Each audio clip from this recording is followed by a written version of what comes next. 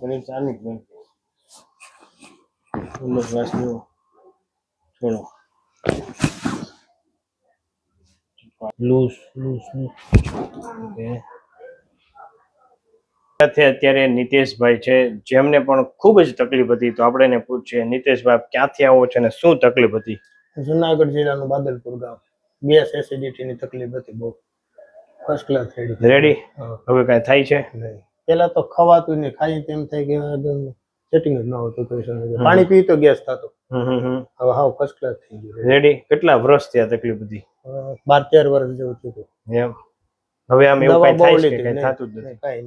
કાઈ નથી થતું દવા દેશી દવા એટલી લીધી આપણે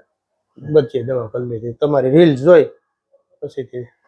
સેટિંગ આવી ગયું ફર્સ્ટ ક્લાસ આવ્યા પછી પેલા શું થતું શું કઈ રીતે આમ એમાં શું જો ગેસ થાય ને એટલે આ એસિડિટી થાય ગેસ થાય ને એટલે ગમે થાય ને ઓટકાર આવે અને બે બાજુ સાપીને દુખે ઘડીક આ દુખે ઘડીક આ બાજુ આખા શરીરમાં ગમે એક જગ્યાએ દુખતું જ